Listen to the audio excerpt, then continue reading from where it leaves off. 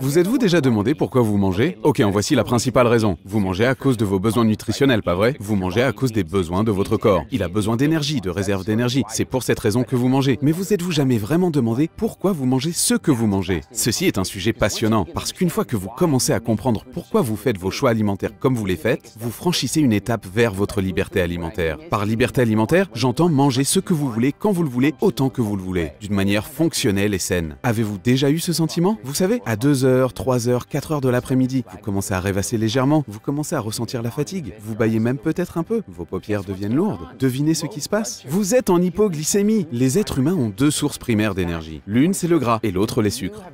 Et lorsque votre corps brûle plus de sucre, la conséquence qui survient est que vous serez victime de hausses et de baisses énergétiques. Lorsqu'une personne habitue son corps à brûler plus de graisse que de sucre, cette combustion est lente et continue. Cette personne peut courir pendant des années. C'est pour cette raison qu'il existe des personnes ultramarathoniennes qui peuvent courir plusieurs marathons en une journée. Alors qu'on avait tendance à penser que pour atteindre 27 km, il fallait être très résistant et faire preuve de beaucoup de volonté pour y parvenir. La raison à cela est une hypoglycémie.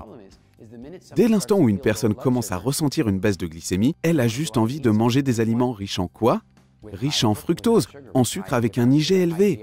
Ces personnes veulent consommer des aliments contenant du sucre. Cela leur donne des envies de glucides. Lorsque vous commencez à reconnaître ces signes, vous pourrez apporter des changements à votre métabolisme pour atteindre un niveau auquel vous aurez un apport constant d'énergie. Vous pourrez ainsi éliminer une des principales raisons de grignotage et l'une des principales causes des troubles alimentaires. Avez-vous déjà ressenti un creux? Vous voyez quand votre estomac gargouille légèrement et que vous voulez le remplir. Ce que je voudrais vous dire, c'est que ce n'est pas une forme de famine du tout. C'est tout simplement une sensation physique. Votre estomac est vide et vous vous sentez plus à l'aise avec un estomac plein. La difficulté est que la plupart des personnes dans le monde développé que nous connaissons ont constamment faim. Ce que je veux dire, c'est qu'elles mangent beaucoup, mais ces aliments sont si pauvres en nutriments qu'elles ont donc l'impression d'avoir faim. C'est ainsi que lorsque l'estomac est vide et qu'elles ressentent la famine, ces signes s'enchaînent et gagnent du terrain dans leur esprit. Comme résultante, lorsque l'estomac d'une personne est vide, elle ressent le besoin de le remplir. Remarquez ceci, en temps normal, votre estomac mesure la taille de votre poing. Allez-y, faites le point et regardez. Quelle quantité de nourriture pensez-vous qu'il faut pour le remplir? Votre estomac est pareil à un robot transformeur. Il a été conçu de manière à pouvoir s'élargir, formant ainsi un grand sac en cas d'occasion importante. Tout à coup, il y a des fruits dans tous les arbres, et vous voulez pouvoir en manger beaucoup parce que demain, il n'y en aura plus. Ou encore, votre clan a soudainement été très chanceux lors de la chasse. Sans congélation, nous devions manger autant de viande que possible maintenant de manière à élargir notre estomac. Mais le problème du monde contemporain est que pour la plupart d'entre nous, nos estomacs restent élargis à longueur de temps, de sorte que, le sentant vide, il nous faut encore plus de nourriture pour le remplir. Quand nous pourrons reconnaître qu'avoir l'estomac vide n'est qu'une sensation et non un indice de famine, nous pourrons véritablement effectuer des changements.